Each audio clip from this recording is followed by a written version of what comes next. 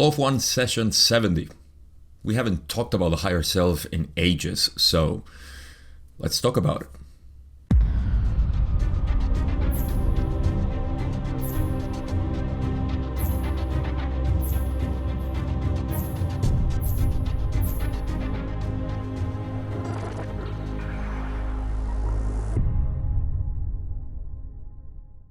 In the last session, we finally covered everything that we needed to know about the psychic attack, which will continue throughout the rest of the raw material. But I think those were the crucial points where it really intensified with that attack that they did on Carla while she was doing a conscious channeling. So it took us a couple of sessions, I think 4 videos talking about all of this. And there's going to be some questions about psychic attack now, but that's going to bring us to something even more interesting, which is the higher self. It's a really neat concept that I hope to start hammering home today. And it's going to transfer into the next video, the next part of this session. So we're going to start with this session without knowing much or needing to know anything from the last session, other than the psychic attack, which is what we have been covering. So I won't give a summary of that, but rather just say that there's going to be 1 or 2 questions relevant to that. Now, I'm going to cover half of this session in this video, and the other half is going to be in the next video. So 2 videos for session 70. Let's begin right away with the first question that I usually omit, but there is some information that may be relevant. So in the first question, Don says, could you please give me an indication of the condition of the instrument? To which Ra responds, we are gratified to say that it is as previously stated. And Don says, why do you say you're gratified to say that? And Ra explains that we say this due to a sense of gratitude at the elements which have enabled this instrument to maintain against great odds its vital energy at normal vibratory strength. As long as this complex of energies is satisfactory, we may use the instrument without depletion, regardless of the distortions previously mentioned. So, yeah, it's a strange answer, I guess, to get when we know that so far Carla has had a depleted physical energy and her vital energies are so-so. So I guess what Ra was trying to say here is that, well, we're just glad that, her vital energies are normal and they're pretty good for the contact. And that means that she's not deteriorating. So they have a great sense of gratitude, I'm putting words on Ra. They have a sense of gratitude at the elements which have enabled this instrument to maintain against great odds. So that's the key point, I guess. She's been under heavy attack and her physical energies are always being affected. And that her vital energies are normal, basically. So they're happy that they can use her energies without depleting her, regardless of all the issues previously mentioned. So yeah, that's about it. So I wanted to include that. Now Don is going to question further into the psychic attack and say the instrument has complained of intensive psychic attack for the past diurnal period, approximately. Is there a reason for the intensification of this at this time? To which Ra says, as classic as they are, yes, there is a reason for that. Don says, can you tell me what this reason is, please? Ra explains, the cause is that, I'll repeat, the cause, alright, I can read, I promise.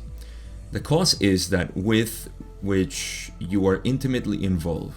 The cause is that with which you are intimately involved. That's better. That is, the cause is the intensive seeking for what you may call enlightenment. This seeking upon your parts has not abated but intensified. In the general case, pain, as you can call this distortion, and the various exaggerations of this distortion by psychic attack would, after the depletion of physical complex energy, begin the depletion of vital energies. Well, that was rough. That was a psychic attack too. No, it was just me attacking the keyboard. Okay, all's well. Don't worry, everything's fine. So the causes of this, the causes that with which you're intimately involved, that is enlightenment.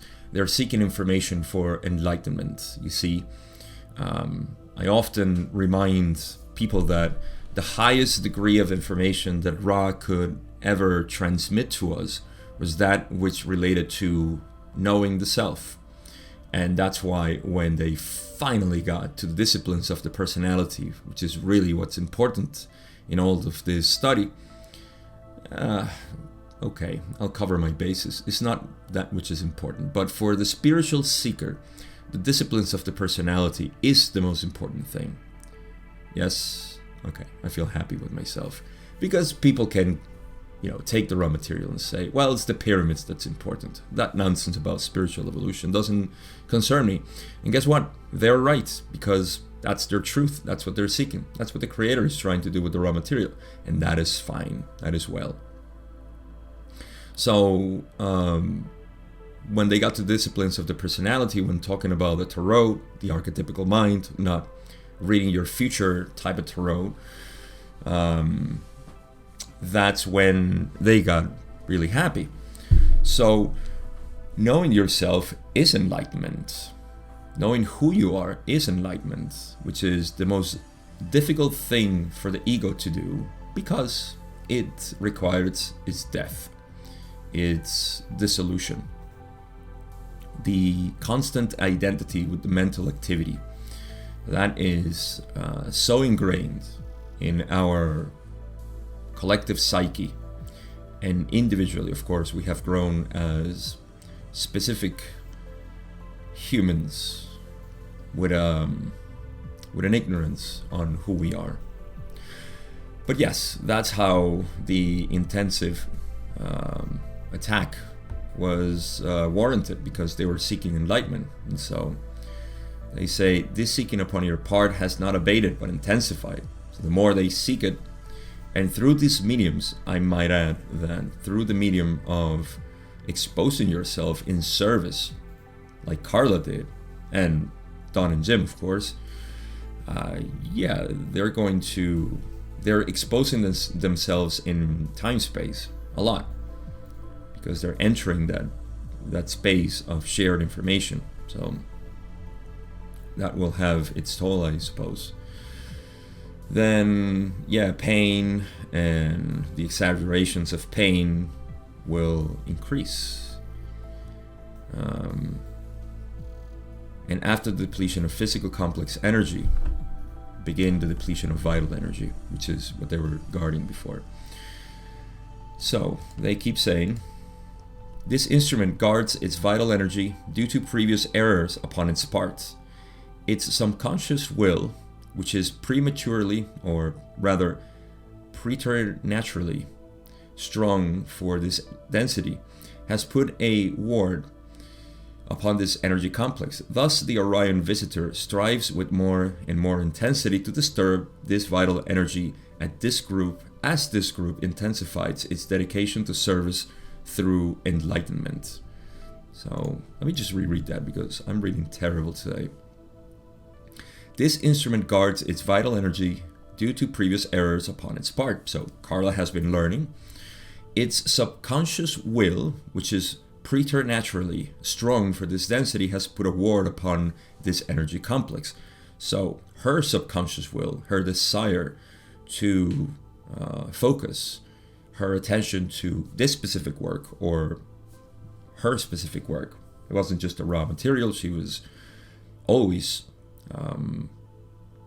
devoted to the Creator, and she expressed that in every day of her life. That was Carla. So that subconscious will put a ward, which is preternaturally, I'm not sure what it means. Let's look it up. I think preternaturally means prior to being, right? Prior to being born? No? Beyond what could be natural. Okay. Yes, that would be... Okay. Yeah, it's not what I said. Good thing I looked it up. So it's in a preternatural manner or degree. Beyond that, what could be natural. Okay. Yeah, that satisfied my curiosity. Okay, so yeah, beyond this density. It is way beyond this density. That plays a pretty good word on that energy, on the vital energy. Thus, the Orion visitor strives with more intensity to disturb this vital energy, as this group intensifies its dedication to service through enlightenment. So the Orion group is just the Orion visitor. Let's just keep annoying them because we can. And these are the negative influences that we open ourselves to when we do such work. So, question 5, Don says, I have an extra little question that I want to throw in at this time. Is regressive hypnosis of an individual to reveal to them memories of previous incarnations a service or a disservice to them? Good question. Ross says, we scan your query and find you shall apply the answer to your future. This causes us to be concerned with the first distortion. However, the query is also general and contains an opportunity for us to express a significant point. Therefore, we shall speak. Now it's interesting, first of all, that Ross says, we scan and see that you have intentions to get this hypnosis or to work with this hypnosis. Right? So we don't want to talk too much because that will guide you. That may guide you to make a decision based on what we said, if it's important or not. So, yeah, they said we cannot say much because of the first distortion, free will, and all that. But they said the question is general, so we may say something. And what did they say? Ra explains, there is an infinite range of possibility of service, disservice in the situation of time regression hypnosis, as you term this means of aiding memory. It has nothing to do with the hypnotist. It has only to do with the use which the entity so hypnotized makes of the information so gleaned. If the hypnotist desires to serve, and if such a service is performed only upon sincere request, the hypnotist is attempting to be of service. So, very general. There's not much that I can say here other than expand on what they already said. First, there's an infinite range of possibility of service and disservice in the situation of time regression hypnosis, as you term this means of aiding memory. So hypnosis is a way in which the mind-body-spirit complex can look back at its previous experiences. Now, because we are humans, and this will actually aid a little bit into the understanding of higher self, you see, there is no past lives, just like there is no past days. Let me explain that. If you say that there are past lives, is as equal as saying there are past days. So I have had however thousands of days in your life so far. So all of those thousands of days are an incarnation into space-time, right? So when you say this, you're saying I have simply previous experiences.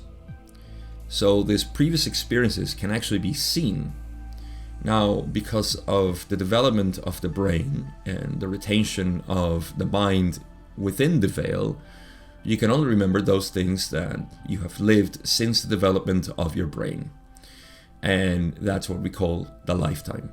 But this brain is limited to this density, is limited to this understanding, and actually can pierce a little bit the veil and have some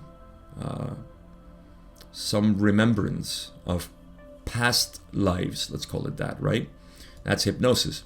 or regressive hypnosis for past lives, reincarnation, or previous incarnations rather.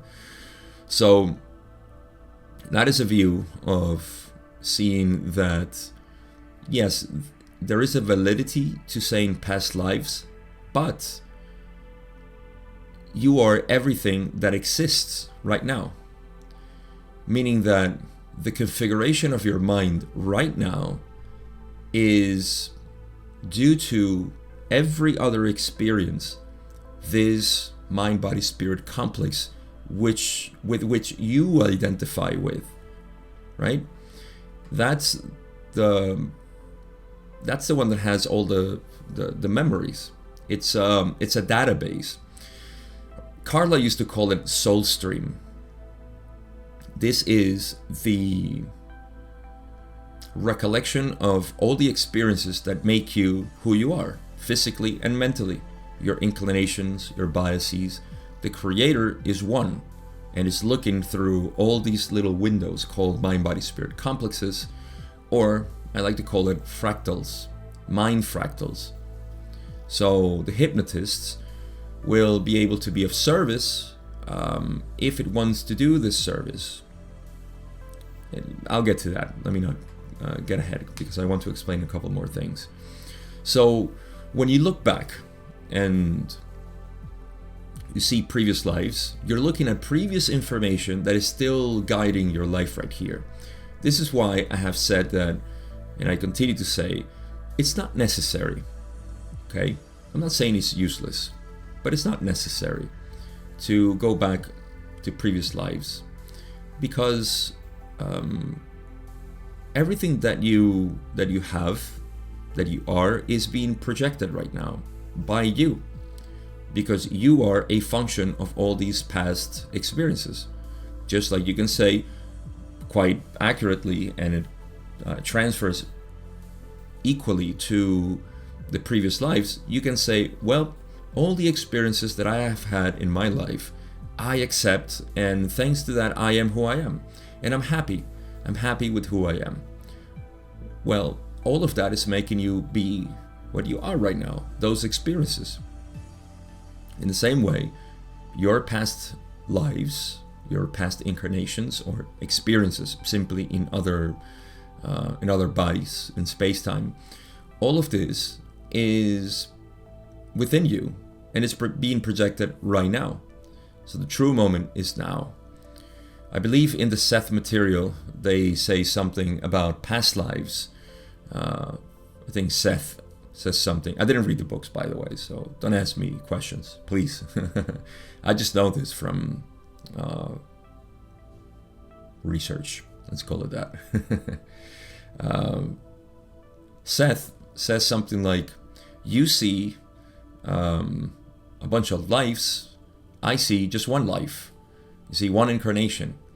You see all of these as separate portions, which kind of makes sense, because the human mind likes to segment things. In space-time, we like to chop things into categories, and so it's okay to see it that way. We should be glad that the mind doesn't do this with days or weeks or months, and we're still pretty obsessed with time anyways.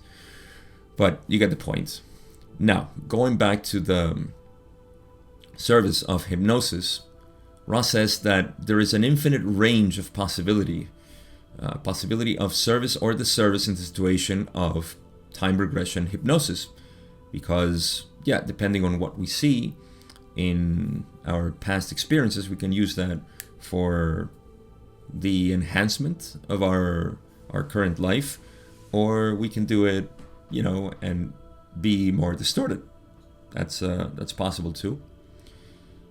So it says, or Ross says, it has nothing to do with the hypnotist. It has only to do with the use which the entity so hypnotized makes of the information so gleaned. And it depends on the person receiving the information, as usual. Just like when you give information to people and they whatever they do with that information, that's their work. It's not yours. So you can only provide information to people. Now, if the hypnotist desires to serve, and if such a service is performed only upon sincere request, very important, you cannot perform something that you're not being requested. So don't abridge free will, is what Ra is saying. If you want to be of service, of course, service to others. The hypnotist is attempting to be of service. So, yep, if the hypnotist simply desires to serve and it's asked, then one, the hypnotist will be of service. And if the service is actually helpful or not, it depends on the person receiving the information. Quite simple. But I wanted to give the introduction to the perception that we, what we call we, there's a two-part of this I. There is the outward I, which feels itself limited in evolution, in a process. And then there is, and this one is sort of illusory because it's never there. It's only a process.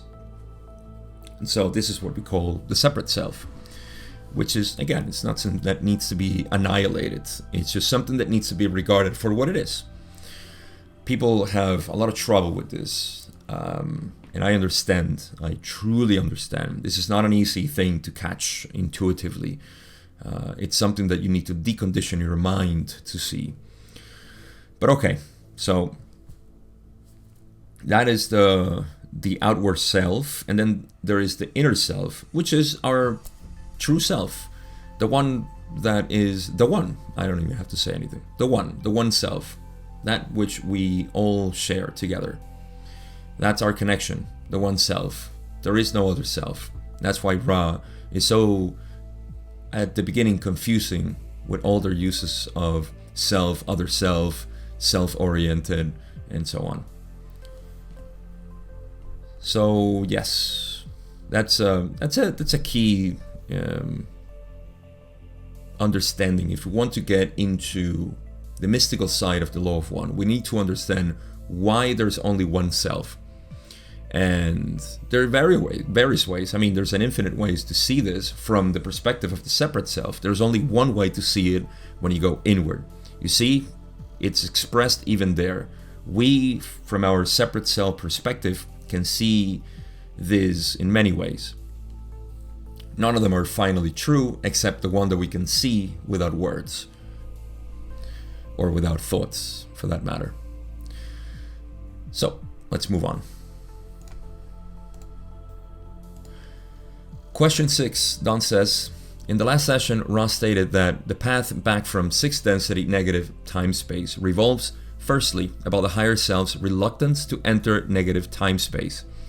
Could you explain the higher self's position with respect to positive and negative time space, and why it is so reluctant to enter negative time space, that it is necessary for the mind-body-spirit complex to incarnate in negative space-time to find its path back?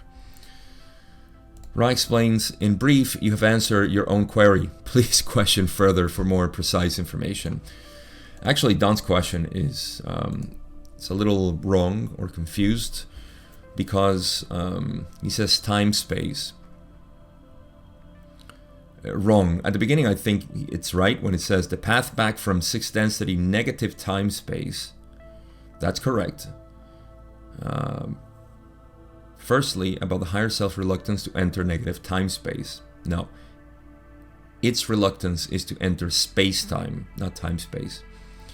And so then he asks again, could you explain the higher self's position with respect to positive and negative time-space, and why it is so reluctant to enter negative space-time? Again, wrong. Or, yeah, wrong. Wrong in the sense that it's supposed to be space-time. That it is necessary for the mind-body-spirit complex to incarnate in negative space-time. Now it's actually right. So it's all convoluted. But the question, I guess, is, please tell me why the higher self is reluctant to enter space-time once it is positioned, or the mind-body-spirit complex is positioned in time-space. And Ra simply says that you have answered your own question. I'm not sure how. Maybe I'm missing something. This is the path back from 6th density negative times revolved firstly. Okay, could you explain the higher self's position with respect to positive and negative time space, and why it is so reluctant to enter negative time space? incarnate. Yeah, no, I'm missing this one, because I feel that Don is asking, why is the higher self reluctant? And Ra doesn't explain that. Just says, you've answered your own query. Maybe because of the confused part of time-space instead of space-time. I don't know. Well, in any case, we're in luck because Don asks more specific now. And says, why is the higher self reluctant to enter negative time-space? Ra says, the higher self is reluctant to allow its mind-body-spirit complex to enter negative time-space for the same basic reason an entity of your societal complex would be reluctant to enter a prison. So, yeah, this is going to give me the place in which to explain the higher self a little bit more. So, I remember saying in the last session that I wasn't sure why would the higher self be reluctant to enter time-space. I'm confused again, like Don, to enter space-time, negative space-time.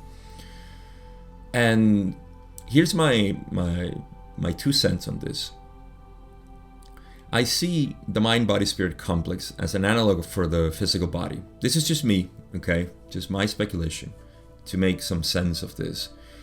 And the higher self being the mind. Again, this is just for visualization. This is not really how it works, but you can see it this way. The mind is not fully realized, although it lives in that portion of non-duality, of no polarities. That's the law of one. And it knows its way back to itself, right? But it's still a mind. It's still a mind that wants to accomplish something. It's the mind of the mind-body-spirit complex. And so when it is misplaced, its body, the mind-body-spirit complex, the fractal mind, is misplaced or displaced. To its perspective, it's misplaced because it knows that the way back, the fastest way back to unity is through the positive path, which it has been on so far. So it moves into time-space, and now it's reluctant to enter space-time at the beginning because it says, well, this is going to take a long time. But then it realizes it's the only way, so I have to go for it. And then it incarnates in space-time. So that's why Ra says that it's just like one of us reluctant to go to prison. But you see, we are reluctant to go to prison because we don't know. We simply know that it's going to incarcerate us, and it's going to take our liberties away and all of this, and it just sucks.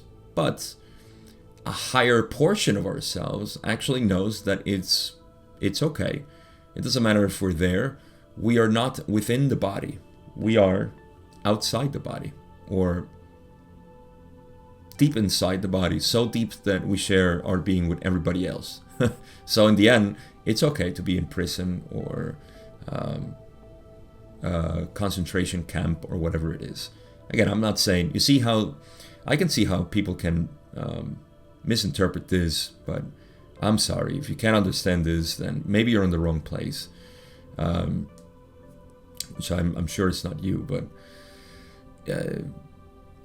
often, especially in my Spanish audience, I get the confused thought of, you're saying it's okay to be in prison. You're saying it's okay for people to be in concentration camps.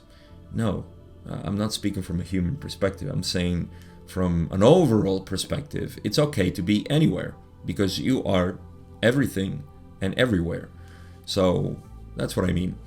This is the portion of, to me, the totality beingness, the one that knows, and it doesn't matter what happens. It's beyond this, even the sense of unity. It's everything.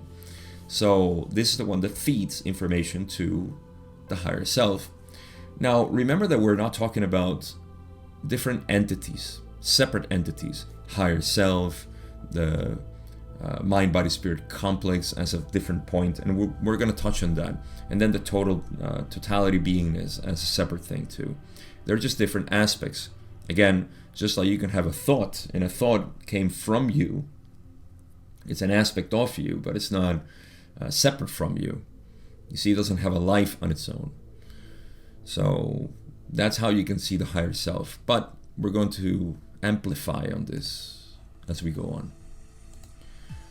Question 8, Don says, what I am trying to understand here is more about the higher self and its relationship with the mind-body-spirit complex. Does the higher self have a sixth density mind-body-spirit complex that is a separate unit from the mind-body-spirit complex that is, in this case, displaced to negative time-space?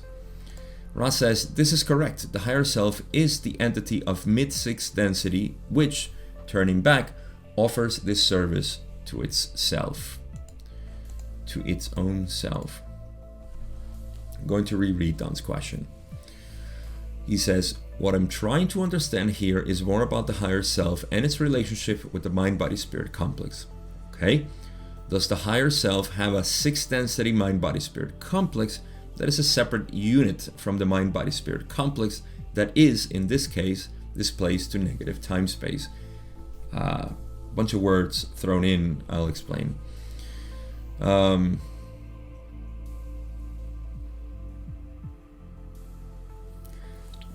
is the thing is that, yes, and that's why Ra talks about our time being linear. But imagine a jigsaw puzzle where the higher self is the completion of that jigsaw puzzle. And the fragmented jigsaw puzzle is the same jigsaw puzzle, but just in a different configuration. It's not complete. It's not harmonized. So they're both the same. And in our experience, of course, they look like two different things. It's either one way or the other. Well, the higher self and everything, we're going to get into that with true simultaneity, which is something that we'll talk about here. And yes, the higher self, it has a mind-body-spirit complex that is properly configured, harmonized in sixth density. It's unified in its realization of oneness with everything. That is the mid-sixth density. They talk about mid-sixth density. So mid-sixth density must be fourth chakra. Meaning, remember, in every density, the incarnated mind-body-spirit complex, including the higher self, or actually the higher self being an aspect of everything. Oh boy, this gets complicated to visualize. All right, imagine that you have a body in each density. You have a body right here that has 7 chakras. You have a body in fourth density that has 7 chakras, and so on. So your body in sixth density has 7 chakras. One of those chakras corresponds to the higher self. Why? Look at what Ra says. The higher self is the entity of mid-sixth density, which, turning back, offers this service to itself. So mid-sixth density, what could it be? Well, of course, there is an evolution through the energy centers in each density. So in this case, the sub-density of the heart chakra, to me, is what is the higher self, all loving. So it has developed. Actually, I also think, and this is just an add-on here, the negative entity that graduates to sixth density can only be negative up until its development of heart chakra in sixth density, because it cannot go beyond that. It cannot activate again indigo ray without going through the heart chakra. My speculation, of course, but that's what Ross says. The negative entity in the early stages of sixth density is still negative, and it loses polarity once it reaches a certain point of development. To me, that's the higher self. So it reaches finally to its higher self and says, oh, it was all an illusion after all. And it has collected a lot of experience to that point, and that is helpful for everyone in the universe. So, yeah, that is the higher self. You see, now, true simultaneity is going to play a role here, so let's get into that. So, question 9, Don says, I think I have an erroneous concept of the mind-body-spirit complex. For instance, that I represent here in this density, and my higher self. The concept probably comes from my concept of space and time. I'm going to try to unscramble it. The way I see it right now is that I am existing in two different locations, here and in mid-6 density simultaneously. Is this correct? Ra gives a fantastic answer here when it says you are existing at all levels simultaneously. It is specifically correct that your higher self is you in mid-6 density, and in your way of measuring what you know as time, your higher self is yourself in your future. This is beautiful. Small paragraph, very loaded with perspective. Here's the perspective. Don is saying, I exist here and over there too, right? Oh boy, this is beautiful. Yes, it is. First, let's look at the you that Ra is referring to here when they say, you are existing at all levels simultaneously. Is that you, the human? Is that you, the separate self? Here's where some of the New Age vocabulary can be wrongly interpreted, and that's fine. I have nothing against it, but it can be wrongly interpreted into, well, I am everything, so I can manifest whatever I want, and it's almost like trying to play God, which is only reserved for the negative beings. You see, for that you have to manipulate things and people, mostly people, of course. But you see, the you that they are referring to here, you are existing at all levels simultaneously. It is not the you, egoic self, the separate self, the collection of memories, the mind-body-spirit complex. None of that. They're talking to you as the one.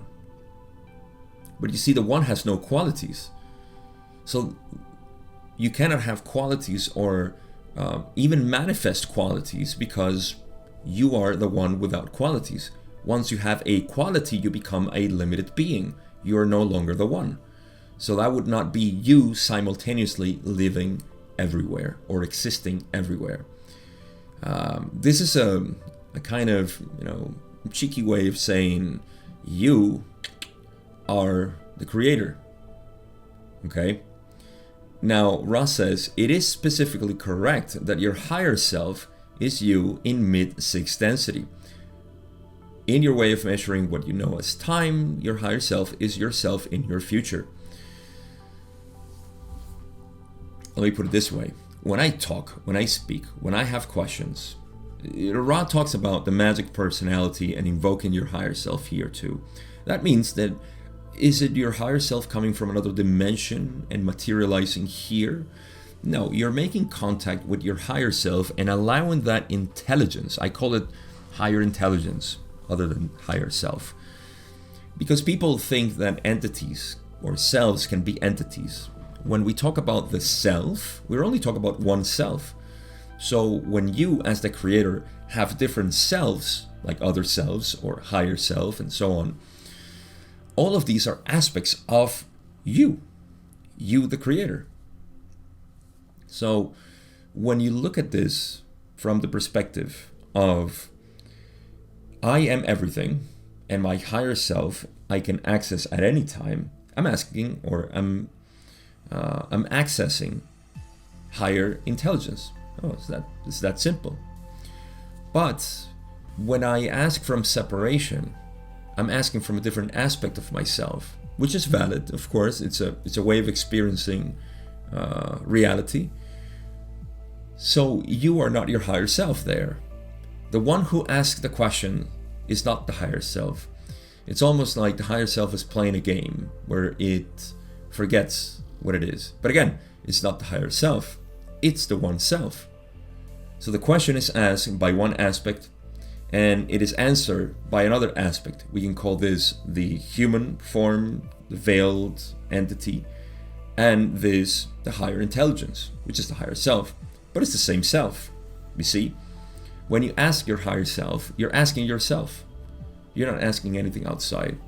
So that is a higher self. And that is you being at all levels simultaneously. I hope this makes sense, because this is the key understanding that you are everything. Even you, the experiencing mind-body-spirit complex here, is everything. And it must know this. You must accept yourself as you are, because this perishable thing is an expression of all that there is. And that's you. So, love yourself. First, know yourself. Then start loving yourself, which is the same thing as saying accept yourself, disciplines of the personality. By this constant and repetitive act of accepting, loving yourself, you become the creator. Because once you love yourself as much as possible, you cannot believe how much you love yourself. Everything becomes automatically lovable. Because remember, you are everything that is being projected out there. So if you love yourself so much, then everything that you see out there is going to be loved as well. So yes, the subtleties of simultaneity. Let's keep talking about that. Question 10, right there. Don says, am I correct in assuming that all of the mind-body-spirit complexes that exist in the levels below mid-6 density have a higher self in mid-6 density? Is this correct? Ra says, this is correct. Don says, would an analogy for this situation be that the individual's higher self is manipulating to some extent, shall I say, the mind-body-spirit complex that is its analog, you might say, to move it through the lower densities of purposes of gaining experience, and then finally transferring that experience or amalgamating it, you might say, in mid-6 density with the higher self? Ra explains that this is incorrect. The higher self does not manipulate its past selves. It protects when possible and guides when asked, but the force of free will is paramount. The seeming contradictions of determinism and free will melt when it is accepted that there is such a thing as true simultaneity. The higher self is the end result of all the development experienced by the mind-body-spirit complex to that point. That last phrase is important. The higher self is the end result of all development experienced by the mind-body-spirit complex to that point. So the mind-body-spirit complex is changing the higher self. The higher self being simply a roadmap to unity, back to unity. So you see why the higher self is simply an inherent aspect that all beings have and that they can tap into when their seeking actually goes into seeking of unity, of truth, of that which is the absolute self. So the higher self becomes inert when the mind-body-spirit complex is simply experiencing things. So it's not really inert, it's just that it's not being used. So it's constantly changing the map. It's almost like a GPS, if you will. Look at it as a GPS. The higher self is that GPS. And your destiny is your destiny, it's destiny to unity. So if you keep rambling, on your life, you keep running around in circles and doing things, it'll keep changing, the course in which, turn left, turn right, turn left, turn right. It's basically what the higher self is doing, guiding you. And so, remember, there is free will, which is paramount, because, listen, I believe that negative entities do not pay attention to their higher self. They become something that is that which is not, as Ra says. So they become this separate being that evolves through densities by manipulation. That is the strength of the negative entity. It can actually become a separate thing for a moment within the manifestation of the universe, because eventually this just becomes unbearable, or impossible rather. It's almost like trying to reach, actually this is probably the best, oh gods, I've never seen it this way. Ooh, I love this. You see how to reach light speed in our equations in space-time, we have to, we would become as massive as the universe. So we cannot accelerate. As we approach the speed of light, we approach a mass that has to be equal to the mass of the universe. I think this is what's happening with sixth density. Of course, it's happening with the positive entity too, but the negative entity, sixth density, is approaching that light speed of spiritual light, if you want to call it. And eventually it needs to become everything in the universe. It needs to become one. So that's the last step it needs. It needs to get into unity. And for that, it needs to liberate all its potential difference with its negative polarity. So it needs to liberate that. And then it reaches non-duality. From that point is where it becomes one. So, yeah, it's a beautiful way of seeing it. The higher self does not manipulate its past selves. That's because the higher self is just an intelligence. And it's a little poetic for Ra to say it protects when possible and guides when asked, because it's the free will of the creator to simply say, I'm going to ask my higher self, or I will, or it can protect, right? It protects when possible. I don't know when it's not possible. I suppose that's also part of free will, but yeah, it protects when possible and guides when asked. Well, maybe when feasible, maybe possible, feasible, maybe a synonym there, the way I'm seeing it, because see, the higher self needs to allow the mind-body-spirit complex to go through certain experiences. So one of the examples that is here in the raw material is, I believe it was General Patton, who died in a car accident, and Ra said that this was the higher self, yes, putting an end to his life because there wasn't anything else productive that he could do. He had done everything so far, and he needed to reincarnate, and he actually reincarnated again. So yes, it protects when possible. So no protection there. It's not. It protects when feasible for the development of. But if you need to burn yourself, and if you need to get robbed, if you need to get, I don't know, attacked by somebody, then that's your lesson. That's okay. It won't protect you there. But if you get into an accident, for example, and you need to be preserved because you have that direction, that inertia of life, then you will be protected. So this is why no matter what happens, the higher self is always looking up to you or looking out for you. And that's because free will is paramount. Whatever we are doing here must be protected too. The seeming contradictions of determinism, that would be that we are, it's a fatalist. Well, it's a fatalist view also, saying, well, we're just a bunch of billiard balls bouncing around in the universe, and this is just a coincidence, and our actions, it doesn't really matter what we do because everything is cause and effect, and blah, blah, blah. That seeming contradiction, that the universe seems to be this way, and that free will is actually a thing, that you can decide the destiny. Within the raw material, it's easy to understand this paradox, because you see the matrix of infinite potentials that is developed, and then free will. And so the laws, the minor laws, or ways, as Ra calls them, are methods in which we can navigate this infinite potentiality, but reaching always one. That would be the deterministic part, that we are determined to become one. Is that so bad? That's actually not bad, but it is the determinism. You're not bound to be separate forever. Eventually all will collapse, and collapse into singularity, because there's only one self. So all of this melts when it is accepted that there is such a thing as true simultaneity.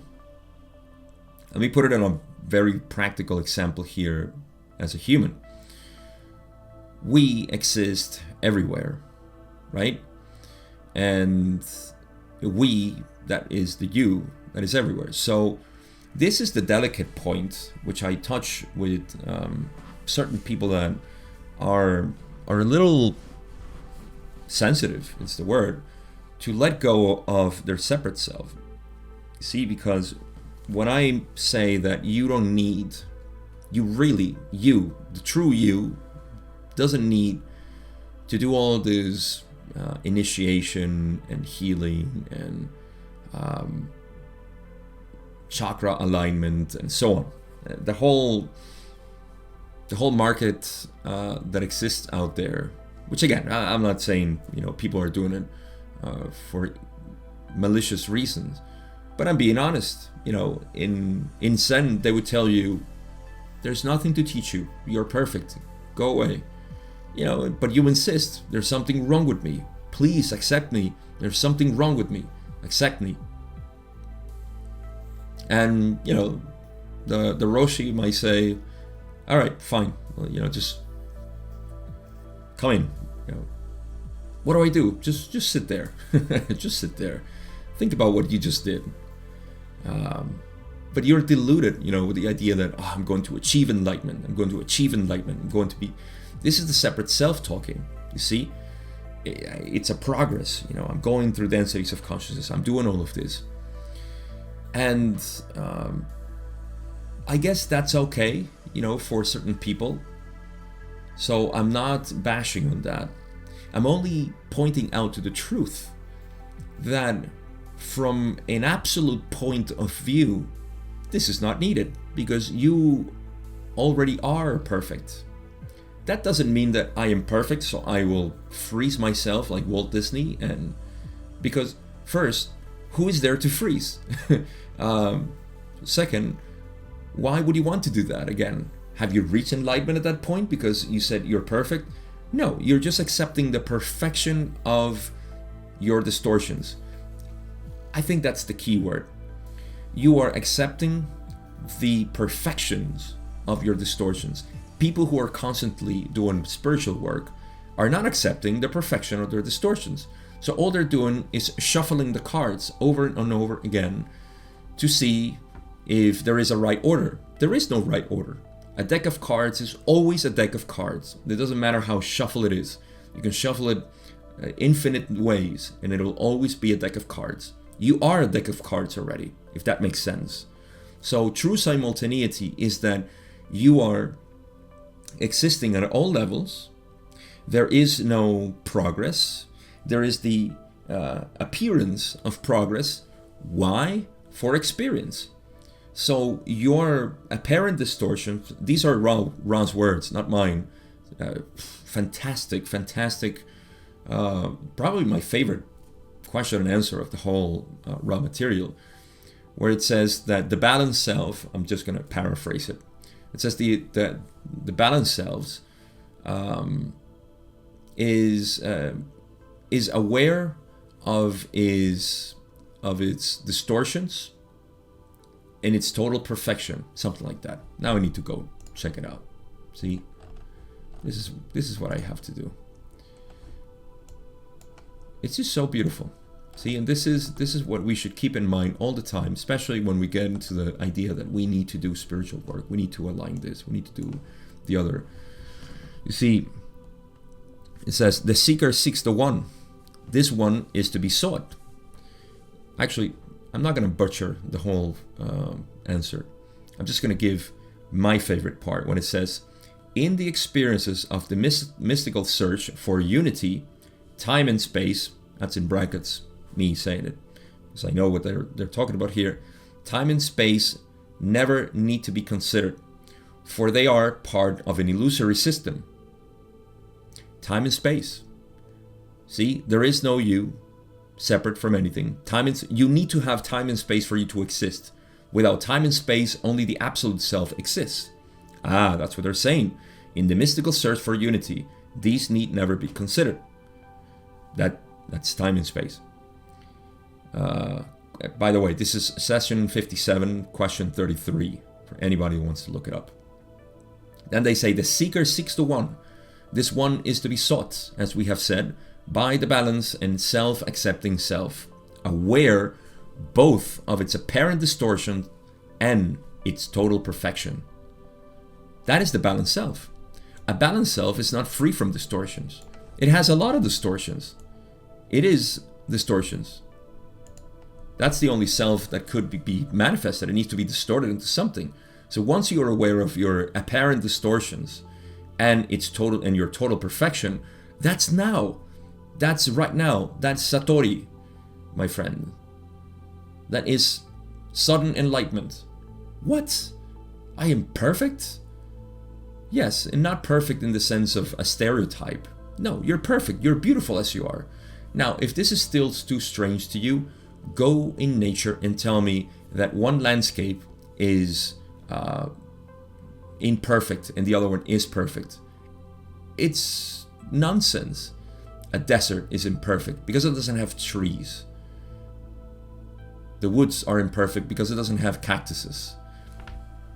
Really? Is that how arbitrary we make our distinctions of nature? No, we don't. Nature is perfect everywhere. But we do that against ourselves. We keep saying, this is not perfect. This is just rubbish. It needs to be polished. It needs to be whatever. Work. I need to do all this work. That's okay. People who want to do that, that's the experience of the creator. I'm not saying people shouldn't do this. I'm just saying that it's not needed for you to be in harmony with yourself. And I think there is a lot of this. I'm not saying marketing. We all offer services for people to who resonate with our work. But I think there is too much emphasis in energy healing and energy centers and all of this work. And all we're doing is, again, shuffling the cards. It's okay. Okay, so I'm going to read one more question and we'll leave it at that. That's half of the session. Question 12. Don says, then what we're looking at is a long path of experience through the densities up to mid-sixth density, which is a function totally of free will and results in the awareness of the higher self in mid-sixth density. But since time is illusory and there is a, shall I say, unification of time and space, or an eradication of what we think of as time, then all of this experience that results in the higher self, the cause of evolvement through the densities, is existing while the evolvement takes place, since it's all simultaneous. Is this correct? I'm gonna have to reread this. I don't know why I transitioned to my face. How much of Ra we have? Okay, it's a short answer. Let's reread it. What we're looking at is a long path of experience through the densities up to mid-sixth density, which is a function totally of free will and results in the awareness of the higher self in mid-sixth density. That sounds correct to me.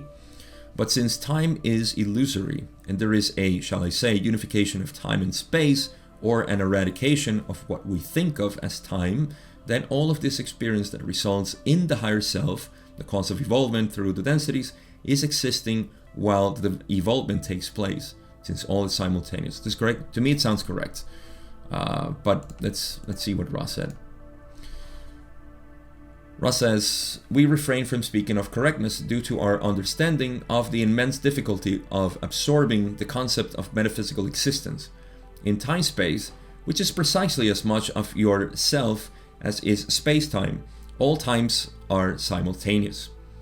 Just as in your geography, by your cities and villages are all functioning, bustling, and alive with entities going about their business at once, so it is in time-space with the self. Well, this, I mean, I understand Ra doesn't want to talk about it, but I want to talk about it. I'm just going to give you my distorted perception of what this is. So here's the geography of the simultaneous self. That's so beautiful. My God, I love it. I call the fractal mind, the mind-body-spirit complex, is a fractal mind, okay? Now, this is the highest expression of manifestation or separation that exists for the fractal mind, the mind-body-spirit complex. It's the maximum expression of separation. This is the waking state, okay? And we say time is passing. Time is illusory because it is a measure between events, okay? However, there is no transition between events. There are simply events. Just like space is a measure between objects, but there is no true objects. There is only the perception of objects. Now, I don't want to get into this because it's one of my beautiful ways of explaining how consciousness is all there is. But you can see that as many ways. Again, I'm not going to get into this here because I will extend myself. But okay, time and space are not real. We just talked about that. I mentioned it as question 33 in session 57. So in the mystical search for unity, we go back or in. So as we go in, we go through the fractal mind, going back the mind-body-spirit complex, to the different stages of beingness. This is where people go to the astral planes and so on, because you can, in the manifestation of the universe, is not out there, it's inside here. So what we see outside is just a refraction of what we are inside. So as we go inside and we go through all of these layers and layers, eventually we get to the ultimate layer, the singularity of the self, which is the absolute self. We call this ever-present consciousness. And this ever-present consciousness is what we are. So higher self is between this singularity, and it's actually very close to the singularity because it knows the way back to singularity. This is why meditation is the best way to communicate with higher self.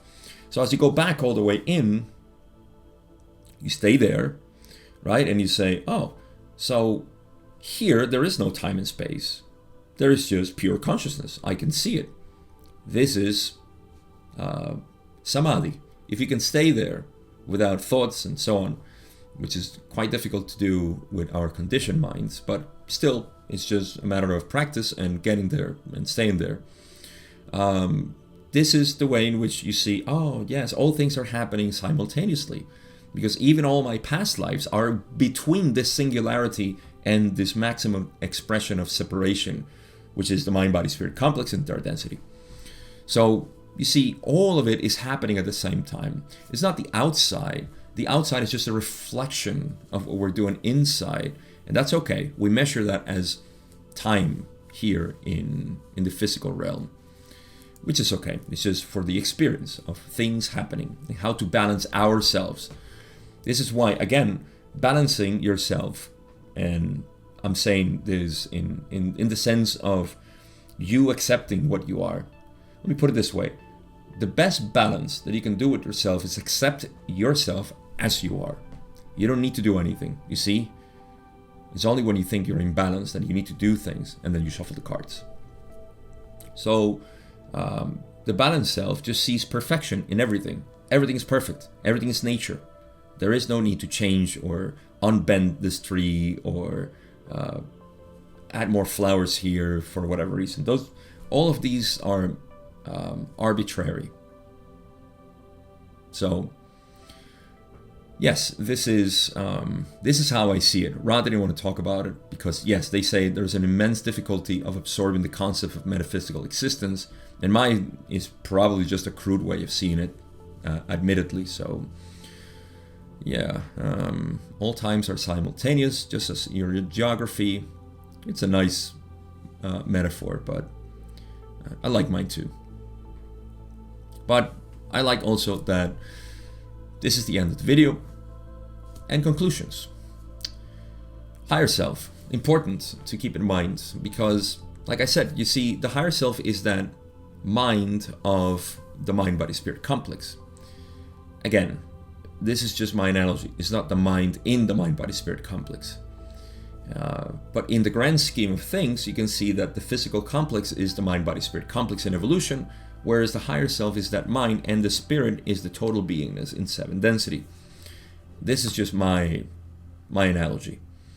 So you can see the higher self always as that resource in yourself, present at all moments, that sees in unity.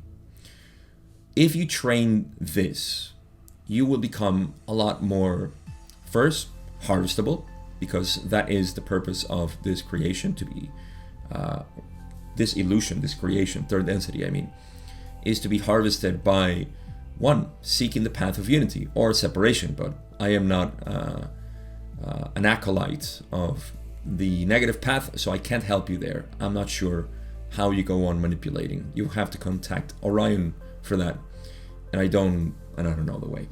Sorry. But in the positive path, you simply want to accept everything, especially you, because you are the one projecting everything. So if you accept other people, it's going to take you longer.